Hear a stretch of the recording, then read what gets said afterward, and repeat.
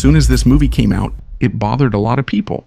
Some saw it as a direct attack on the Catholic Church, an attack on traditions, on conservatism, and for some, even an attack on faith itself. Others went even further. They said this movie messes with things it shouldn't, that it reveals hidden truths behind the scenes, and that it inevitably fuels various conspiracy theories that go against the church. But in the midst of everything that's been said out there, what's undeniable is that this movie really shakes us up. It makes us stop looking only at the institution, the symbols, and the representations, and start looking at the human beings behind all of that. And when that happens, we start to ask ourselves some questions. What is the real interest of one of the most powerful institutions on the planet? Is the Pope really a representative of the divine, or is he just a product of human agreements, political alliances, and internal disputes? Is it possible that in reality all the faith they claim to have there is just politics disguised as faith? What is the main concern at stake, God or their own image? The movie leads us to several heavy reflections that make us forget about the sacred and think purely about humans. Behind all that, there are people who seem driven by ego, ambition, self-interest, fear, and above all, a desire for power. But of course, we can't take that as the truth. It's just a movie, just the director's interpretation, but is it really? What happens when we step out of pure fiction and take a closer look at the real story, at everything that has already come to light, and especially at everything that was suppressed, hidden, silenced, and carefully protected? It seems like this provocation isn't that far from reality after all. We see many cases out there, cases where institutional reputation spoke louder than the sacred, cases where silence seemed much more convenient than the truth, and cases where values that were so often proclaimed were gradually pushed into the background to preserve positions, names, and the very institutional image. They let this happen to children. We have to show these people that no one gets away with this. Not a priest, not a cardinal, not even the Pope. Yeah, really.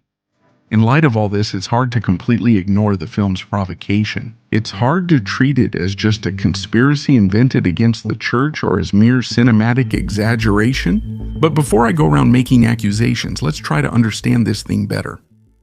The movie Conclave was released in 2024, and the name of the film refers to the process of choosing a new pope within the Catholic Church, the Conclave. It's the moment when the most powerful cardinals of the institution gather to elect the one who will assume the highest leadership of the church. And in the movie, that's exactly what's happening. The current pope has just passed away and the process needs to be started. This moment is important, handled seriously, and is among the world's most closed, restricted, and secretive rituals. The doors are locked and we have no idea what's going on in there. Who's the favorite? How are they conducting things? And the cardinals are also confined, without any contact with the outside world. All cell phones, televisions, and any other means of communication are confiscated. The votes are secret and handwritten on paper, and all of this is done under oaths before God. It's a moment that carries a powerful aura. The members of the church and the faithful themselves talk about this moment as something that goes beyond the human. It's the manifestation of the Holy Spirit. It's God guiding the decision of who will be the man chosen to represent the divine on earth.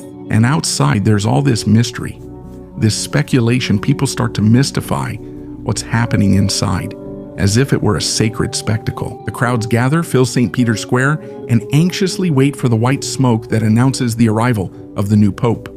And for those who are attached to the mystique of this process, the movie is unsettling right from the start because it immediately takes all that sacred aura and demystifies it. It pulls the rug out, breaks the spell, and makes us question if it really has a purpose or is truly sacred.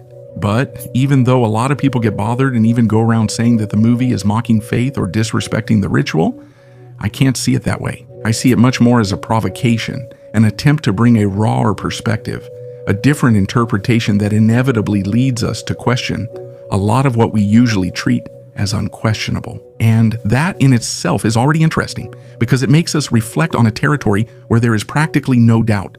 And the first provocation that becomes evident is whether behind all this liturgy, they are not elevated men who are there, nor men chosen by God, but simply men of flesh and blood. Men who smoke, men who sin, who are gluttonous, who get irritated, who hold grudges. Vain men who compete for power.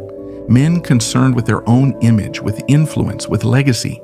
Men who carry absolutely worldly desires. You can't really believe that I have the slightest desire to become. Stop it!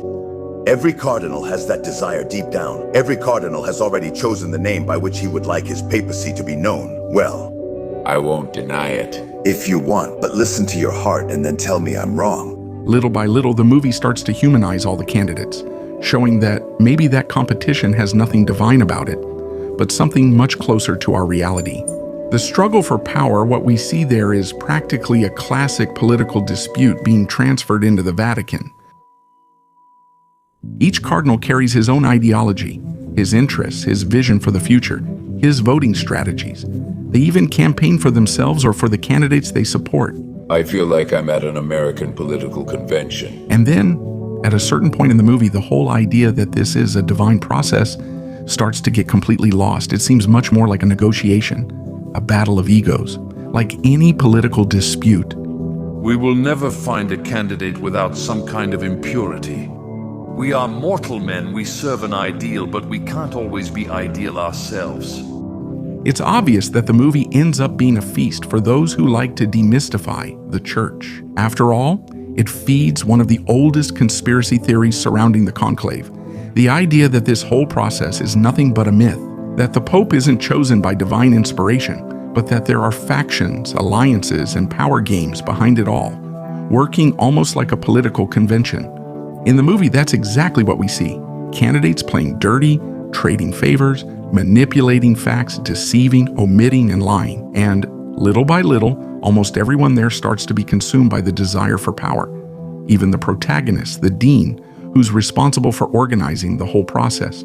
At first, he even seems to be the most fair, the most balanced. He even says repeatedly throughout the movie that he doesn't want the position. And we even get fooled by this speech because he really seems to be above the dispute. But as the pressure increases, all his talk about purity starts to go down the drain.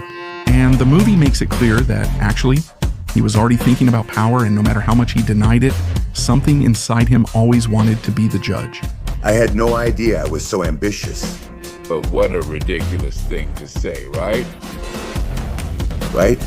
Each cardinal has already picked the name he wants for his papacy. Not me, Jerome. I would choose John. I understand why some view this negatively, but I don't see it as a moral condemnation.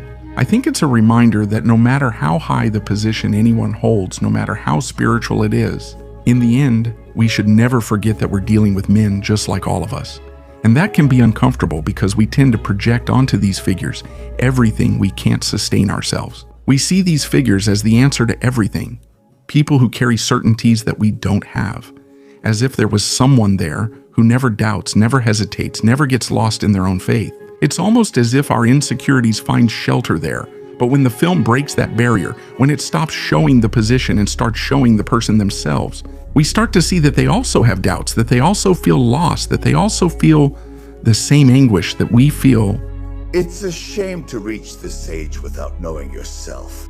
All of this makes us stop for a moment and think, so wait a minute?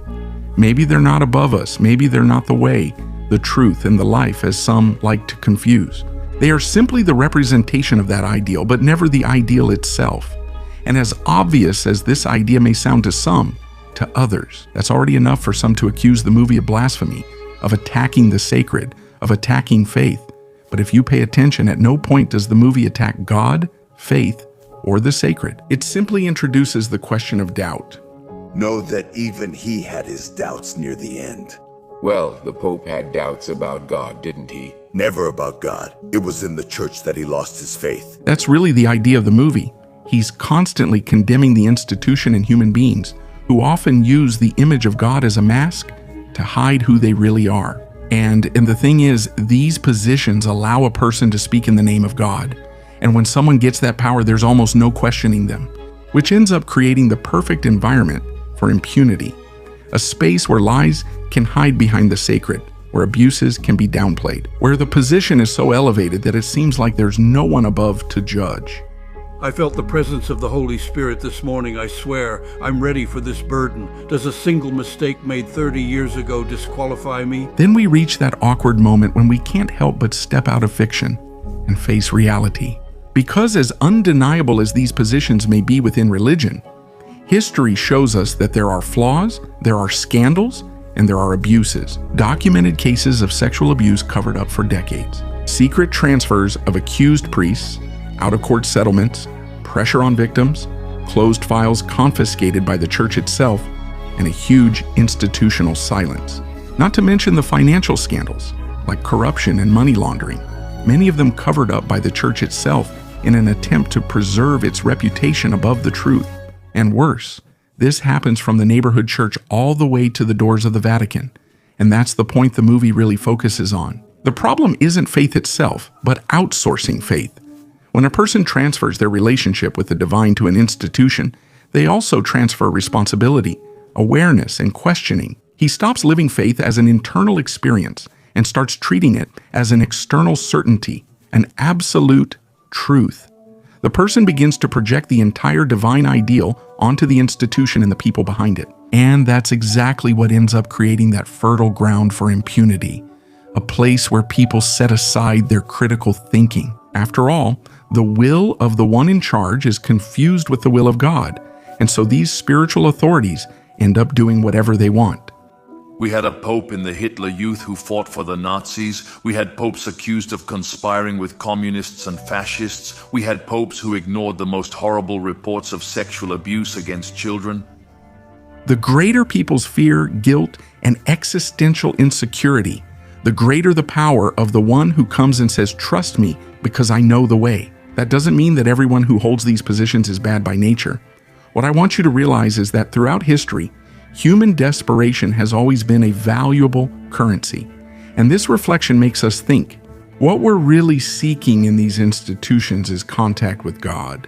Or is it that comfortable feeling that someone stronger, more organized, and more secure than us is in control and will make sure everything is taken care of? The movie makes us face this question head on because we know how much doubt bothers us, how much it throws us off balance, destabilizes us, and exposes us to emptiness. And maybe that's why the human impulse is always to run toward certainty, to look for something that gives us back the feeling of control. But the movie suggests this natural reaction may actually distance us from what we claim to seek. Because in this desperate effort to silence doubt, maybe we're actually giving up the most vivid experience of faith.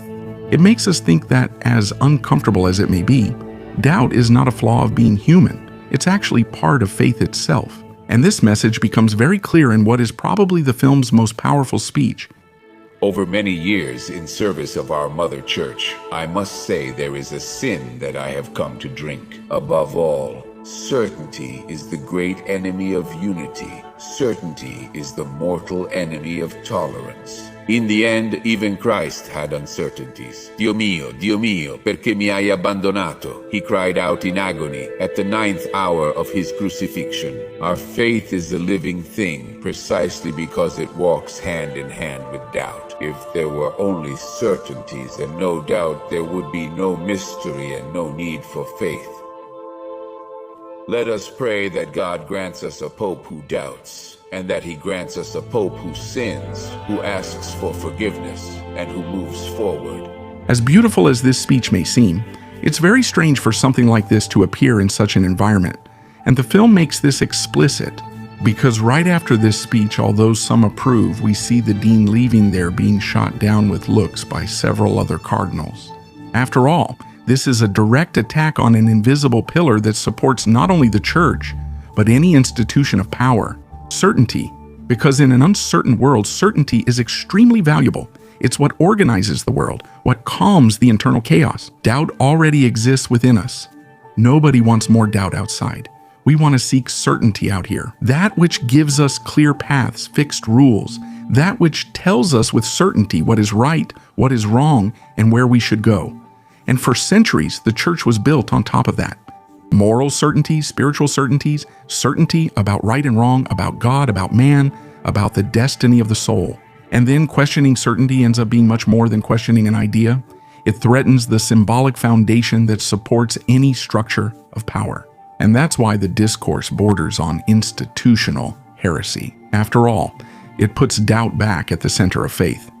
When he quotes Christ on the cross, he's reminding us that even Jesus, in his most extreme moment, was not a symbol of absolute certainty, but of human anguish. The dean uses the story of Christ to normalize doubt, to show us that faith is necessary because doubt exists.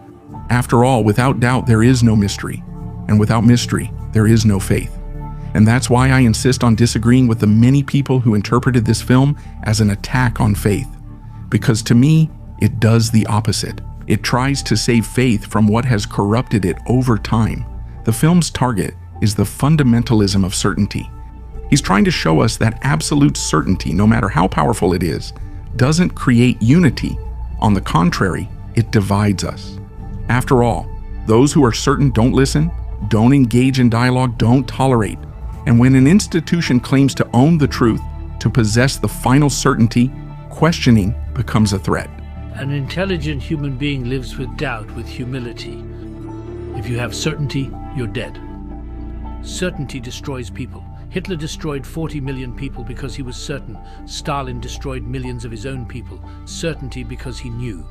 No one knows, and the greatest way to live is to be living constantly in doubt. That's why the dean asks for something that may seem absurd at first glance. He asks God to grant us a pope who doubts. Not a perfect pope, not a pure pope above error, but a pope who is aware of his own limitations. And he goes even further, asking for a pope who sins, who asks for forgiveness and moves forward. And here he's going head to head with a very deeply rooted idea there, that spiritual authority requires absolute moral purity. And of course this idea seems noble, but in practice it's unrealistic and inhuman, because no human being can maintain that place of perfection all the time. And it's precisely in this illusion of perfection that the problem arises. Because when any position starts to be seen as something untouchable, sacred, or very distant, many people use that to hide their own interests and perversities behind the symbols. This mechanism allows many monsters to be created and is evident in the church's major scandals. Not just the usual human error, but the creation of a system designed to safeguard spiritual authority. No matter the cost, even if it means silencing victims, transferring the guilty, and sacrificing the truth. The dean's speech is very provocative because he proposes a separation that the church and many other institutions have always had difficulty accepting. The divine is one thing and the human being is another. And that's a powerful idea because the confusion between these two things is what fuels the abuse of power. And here it's essential for us to go beyond the church because this pattern isn't exclusive to the Vatican. It shows up whenever power, money, and influence create a zone of moral exception. History is full of examples of figures protected by entire systems. And here, whether they're billionaire politicians, religious leaders, businessmen, or celebrities who committed abuses for years because they were surrounded by symbols, prestige, and positions that protected them. The case of Jeffrey Epstein, which is blowing up even more now, made this very clear. Because as absurd as all of this is, we're not just talking about a man who committed crimes, but about a man who used his power and influence to create an entire ecosystem that guaranteed him impunity. Epstein hid behind money, behind political connections, power, contacts, and the figure he represented in that environment. And this only holds up because human beings can't separate things, can't separate what people represent from who they really are. For those interested, this is the main theme of a movie that's truly worth watching. The movie Eyes Wide Shut by director Stanley Kubrick is a controversial, intense, and thought-provoking film that reveals several conspiracy theories about the elites, about power, and above all, about human nature. I even made a very complete documentary, over 80 minutes long, and it turned out crazy. For anyone who wants to dive into the truth of the world and human beings without any filter or romanticism, I highly recommend it. And here, even if I wanted to. Unfortunately, this is content that I can't make openly available here. Otherwise, I'll definitely get blocked. So I made it exclusive on the Warman platform, where I'm uploading my most complete and sophisticated content. Series about life, about power, film analyses, books, and so on. If you're interested, the documentary trailer link is in the screen corner and description. But now, going back to the dean's speech, one thing really caught my attention in the overall reaction to this film. People loved that speech. Anyone who followed social media at the time of the film's release saw how it was shared, praised, and defended as necessary and courageous. And I found this reaction really strange because at the same time, many of these people who love the speech left the film completely outraged by its conclusion. I won't give more spoilers to avoid ruining the movie, but no matter how exaggerated, forced, or unnecessary you think the ending is, and yes, I know it is, it's necessary to make a really strong provocation, because anyone who saw the ending knows that it forces us to see if we really accept that beautiful speech. In practice, it's as if the director came to us and said, okay, you liked Almeria, now deal with what she implies. And that's brilliant because they put human hypocrisy right in our faces. Because this whole idea of being open-minded, of making room for doubt, is really beautiful in theory. But then when we start to see what doubt really implies, when it starts to break down centuries-old structures, question ancient traditions, and dismantle certainties that used to organize the world, we get scared, we pull back. That's the main conflict in the movie, not just among the Cardinals, but also for the audience. It's the clash between two worldviews. On one side, progressivism, liberalism, the idea of adapting to a changing world.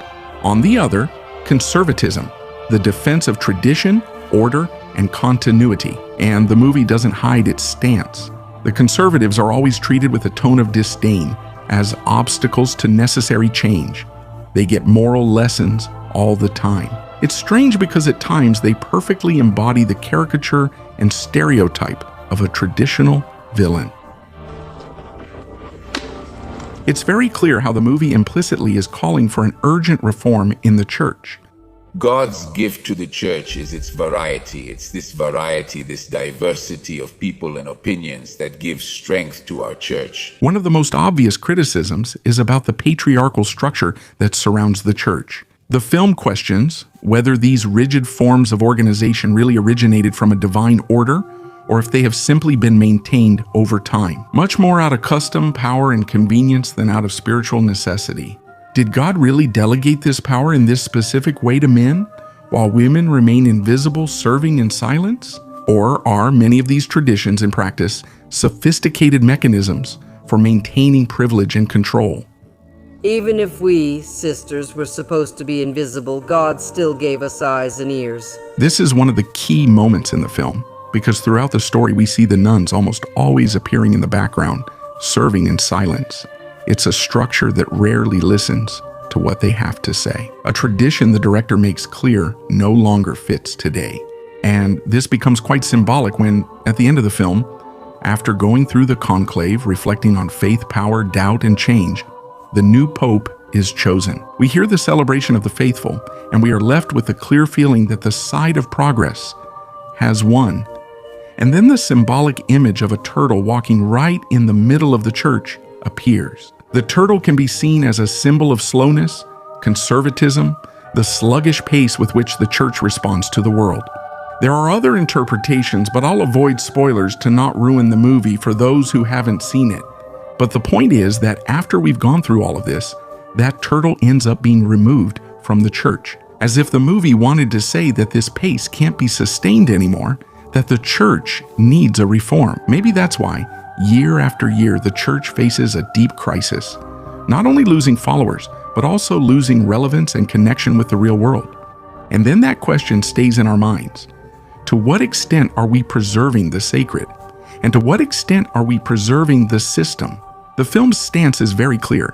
It is on the side of progressivism, of change, of adapting to a world that is moving forward. And it builds this whole clash as a moral dispute, almost like a war that goes far beyond the church and really reflects the spirit of our time. If you want to defeat, this is a conclave. ALDO. It's not a war. Yes, it is a war, and you have to choose a side. But more than just choosing a side and being absolutely sure about it, I leave the movie with the feeling that the issue is much deeper than that. Much deeper than simply changing a flag, an ideology, or declaring a winner in this clash. Because if we look at the history of humanity, we'll see that the pendulum is always swinging between these two poles. This war never ends. And maybe the only thing that really remains for us as individuals is to stop seeking external reforms and start seeking an internal reform. The movie sounds almost like a plea for humility, for recognizing our limitations, and above all, for us to abandon the use of certainty as an instrument of domination. So that we can work together, So that we can grow together, we must be tolerant. No one, individual or faction, should seek to dominate the other. The absolute certainty of our convictions is what sustains intolerance, because those who believe they possess the ultimate truth don't even want to listen, have a dialogue, or live with others. Everything turns into convincing, correcting, or removing those with different views. And that's how certainty becomes an instrument of power, creating moral hierarchies, symbolic worlds where everything has a ready-made meaning, where everything has a defined purpose, where everything has a clear enemy. And this world is much easier to accept. It's much more comfortable because it eliminates uncertainty, ambiguity, and protects us from the existential void we feel. And that's why this idea of abandoning certainty seems so threatening, because no matter how artificial they are, they organize our lives. They spare us from facing the instability of existence, and that's why we cling to them so firmly. But what will we have after we abandon the lie? Chaos? An open pit waiting to swallow us all? That's the prevailing belief in our world. Without certainties, there is only chaos. Without definitive answers, everything falls apart. And to doubt here would be the same as losing faith, losing your footing, losing your sense of purpose. And whenever someone is heard saying they have doubts in this world, there's this automatic reaction to condemn, to think that person is stupid, naive, immature, or that they simply lack faith. But there are no doubts, just like faith in people's hearts, no doubts, only faith. I tend to believe the opposite of that doubt is what feeds our faith. It's doubt that makes our faith stronger and more genuine, because it forces us to think, to question, to go deeper, and because of that, to let go of certainties. As difficult as it may be, it can be the path for us to rise. Chaos can be our way to something much deeper and more genuine. Chaos is not a pit. Chaos is a ladder. That's the idea. Chaos is part of life, just like doubt and uncertainty. Whether we like it or not, we will never have all the answers in this life. And that's exactly why faith is necessary, not to eliminate uncertainty, but to get through it. Faith doesn't exist to give us absolute guarantees, but to guide us when they don't exist, to show us the way when we're lost. For me, the greatest mistake of human beings is to think that certainty makes us wise, because in practice, it's the opposite. And in an uncertain world, certainty can blind us. If you like my videos, I'd like to invite you to another level of reflection. I recently launched the Warman platform, where I'm posting my deepest and most sophisticated content, series about life, about power, about books and movies. This space is for those who want to dive into life and human nature without fear. And that's why you'll soon realize that what I bring here is definitely not for everyone. But if you're one of those people, welcome, and make sure to secure your access to the platform.